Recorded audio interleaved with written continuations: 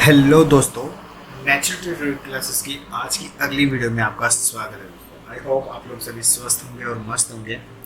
तो आज की इस अगली वीडियो में दोस्तों हम बात करेंगे लेसन 4.9 की। तो दोस्तों लेसन 4.8 में हम काफ़ी बड़ा हो गया था वो टॉपिक, हम रिवीजन सेक्शन में चले गए थे।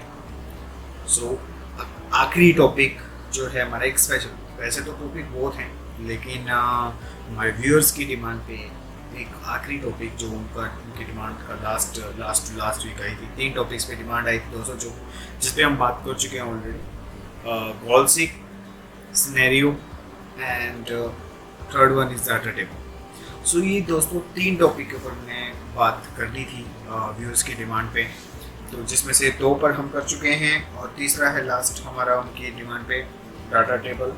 तो दोस्तों आज का इस टॉपिक डाटा टेबल पे हम बात करेंगे और जानेंगे कि डाटा टेबल क्या है और ये कैसे काम करता है। सो डाटा टेबल एक्चुअल में गाइस क्या है कि हम इसको 2 तरह से मानकर चल सकते हैं कि डाटा टेबल हमें किस किस काम के अंदर हमें वो हेल्प कर सकता है। सबसे पहली हेल्प तो हमारी ये हो जाती है कि हमारे पास हमने किसी एक रिपोर्ट में फॉर्मूला लगाया या उस रिपोर्ट के किसी एक सेक्शन में हमने एक फॉर्मूला का इस्तेमाल किया, जिससे हमने एक ही बार में सेम फॉर्मूला को हमें दूसरे बाकी के कंटेंट पे अप्लाई करना है एक ही बार में, और अलग अलग वैल्यू फाइंड आउट करनी है कि वो फॉर्मूला अगर किसी और कंटेंट पर लगेगा तो वो कैसे काम करेगा और वो कैसे एक क्लिक में ही हमें रिजल्ट प्रोवाइड करेगा। तो ये हम ये इसका मतलब मेन वर्क हम कह सकते हैं कि ये इस तरह से भी काम करता है कि एक पर्टिकुलर फॉर्मूले के पैटर्न को किसी दूसरी शीट के ऊपर या फिर एक काफ़ी सारी मात्रा में अमाउंट में हमारे पास कंटेंट पड़ा है, उस कंटेंट में एक क्लिक में अलग अलग पॉसिबिलिटीज़ को निकालने के लिए, फाइंड आउट करने के लिए हम उस फॉर्म पैटर्न को हम इस्तेमाल कर सकते हैं, उस फॉर्मूला के पैटर्न को हम उस पर इस्तेमाल कर सकते हैं। आप यूँ कह सकते हैं इसे कैसे करता है ये जब देखते हैं। एग्जाम्पल के तौर पे हमारे पास एक फॉर्मूला है गाइस, पीएमटी फॉर्मूला।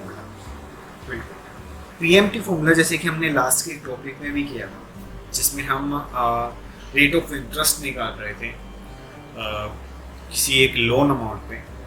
जैसे कि यहाँ पर मैंने अभी एक बार दोबारा मैंने चेक किया है, तो जैसे कि 1 लाख अमाउंट मैंने एक बैंक से लिया 24 मंथ्स के लिए 5% रेट ऑफ इंटरेस्ट पे।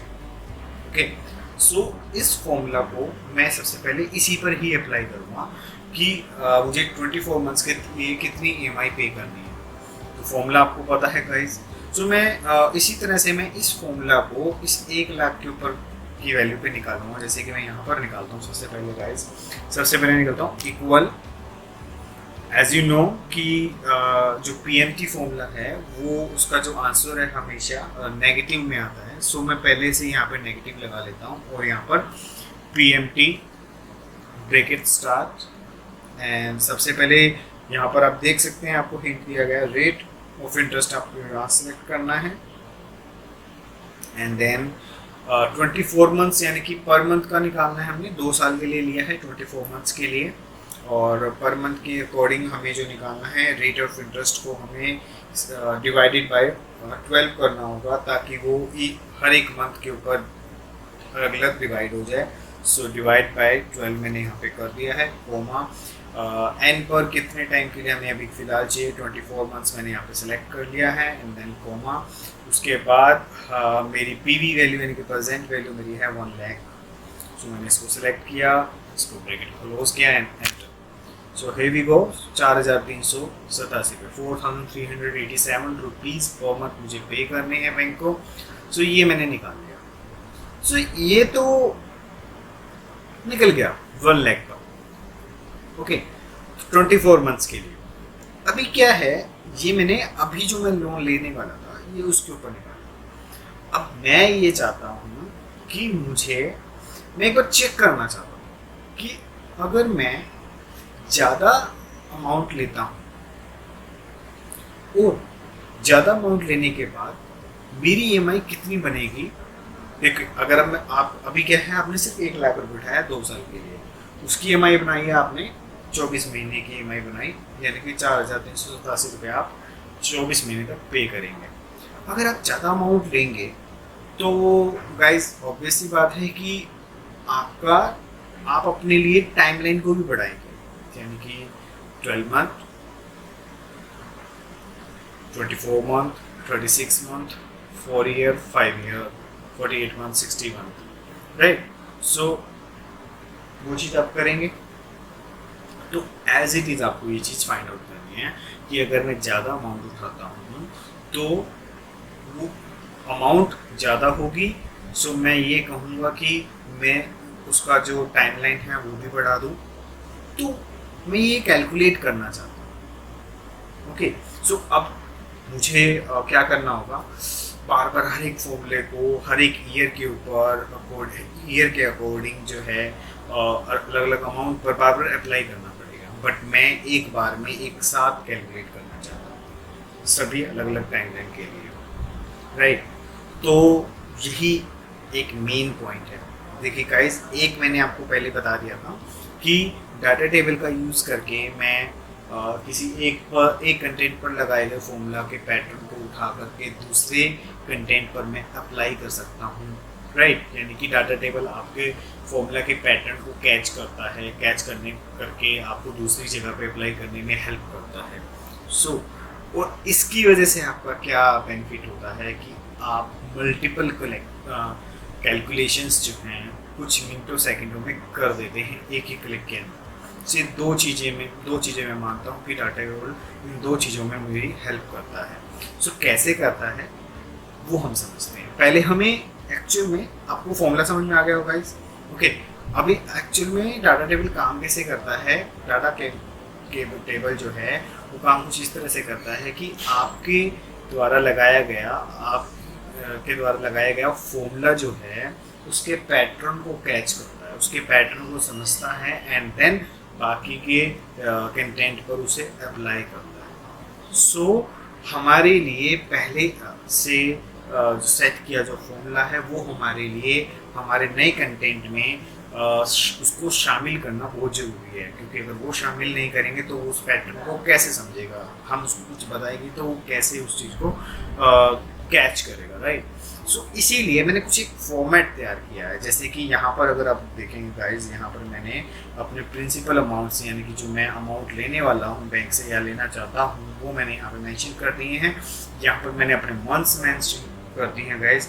सो जैसे कि मैंने आपको बताया था कि जो डाटा टेबल है उसमें हमें जो है अपने फॉर्मूला को जो हमने पहले से ही यूज़ किया हुआ है उसको शामिल करना जरूरी है। इसीलिए मैं यहाँ पर उस फॉर्मूला को रख देता हूँ इन दोनों के सामने, रो के सामने, कॉलम के ऊपर। ये मैंने एक फॉर्मेट तैयार कर दिया। तो ऐसा ही फॉर्मेट आपको रखना है गाइस, ओके। सो आपको करना क्या, एक चीज़ तो मैं ये कर सकता हूँ कि मैं यहाँ पे एक रेफरेंस दे देता हूँ इस सेल पर।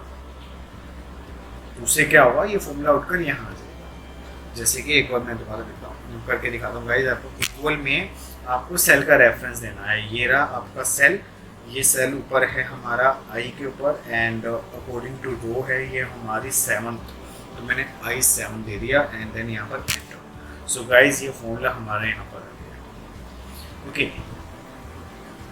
तो हम इस तरह से भी किसी भी तरह के कंटेंट को पिक कर सकते हैं किसी दूसरी लोकेशन पर by the help of cell reference, okay. So एक ये पॉइंट है। दूसरा, आप डायरेक्ट उस फॉर्मूला को यहीं अप्लाई कर दीजिए। अगेन दोबारा हम फॉर्मूला समझ लेते हैं। वैसे तो हम समझ चुके हैं लास्ट के अपनी वीडियोस में। इक्वल में हमने क्या करना है, सबसे पहले P माइनस लगाना है ताकि हमारा जो रिज़ल्ट है वो पॉजिटिव आए।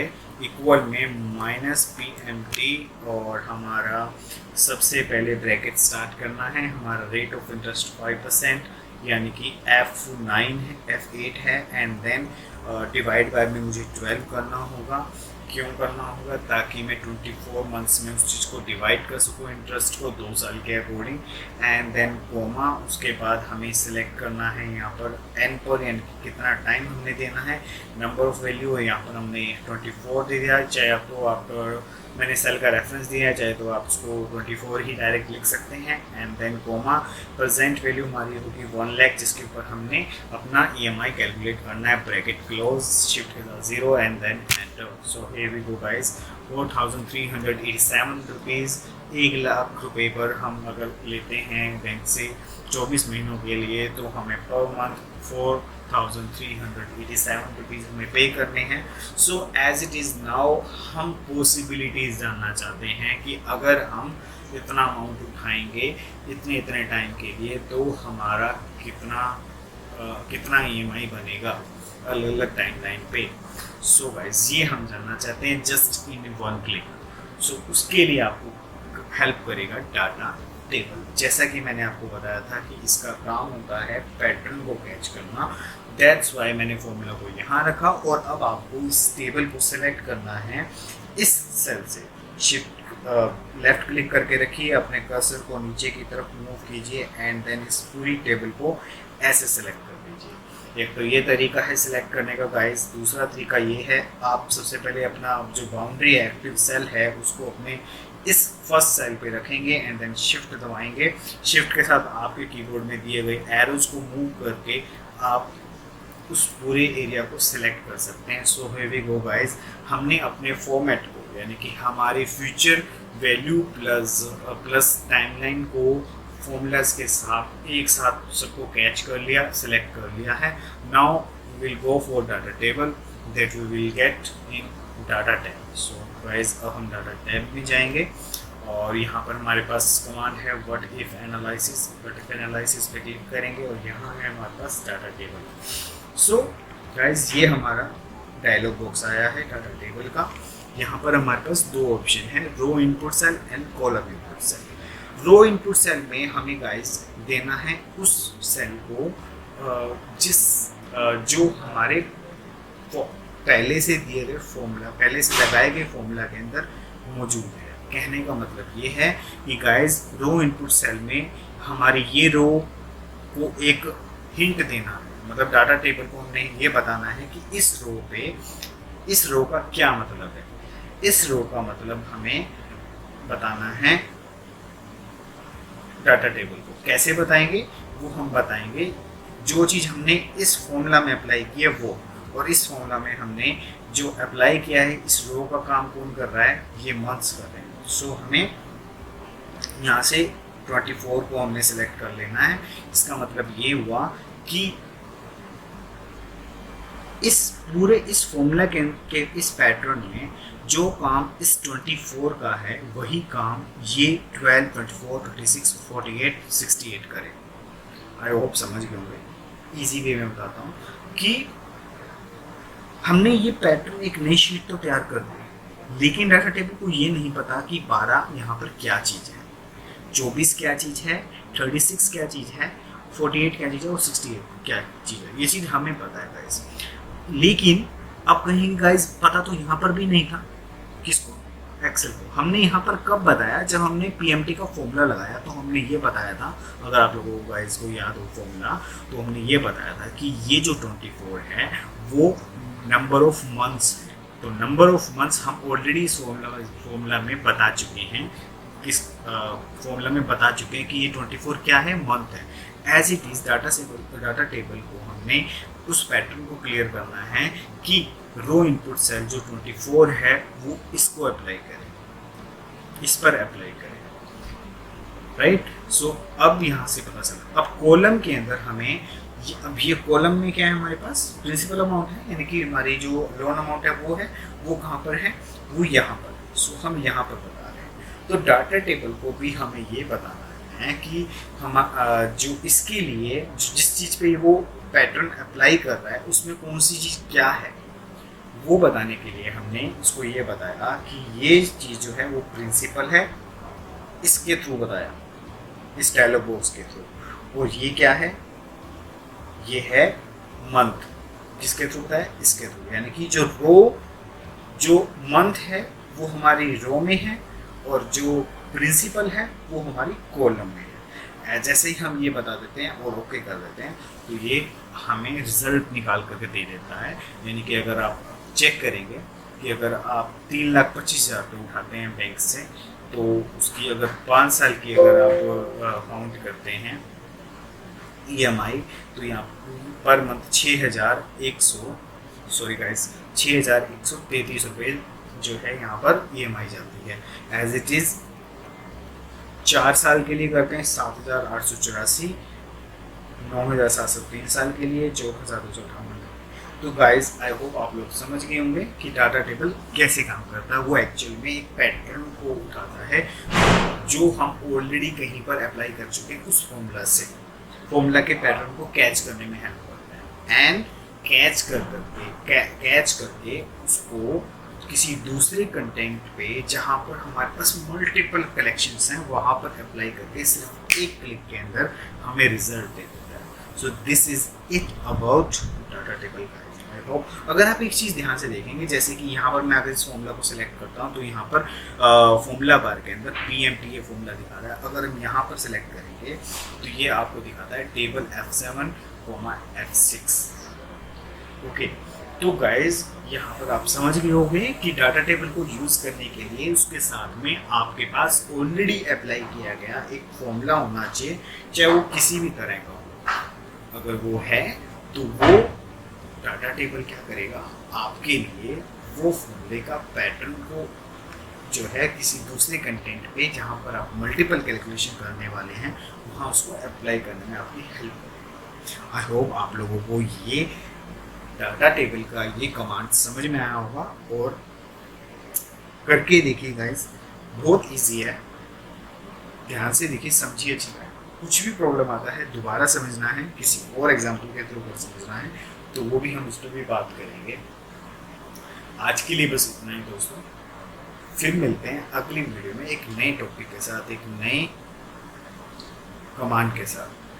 अगर आपकी कोई ऐसी एक्सेल में कहीं पर भी कोई स्पेशल कमांड के बारे में आप जानना चाहते हैं तो आप हमें कमेंट करके बता सकते हैं। ओके, तो वीडियो को पूरा देखिए, एंड तक देखिए। और आज के लिए बस इतना ही। Thank you.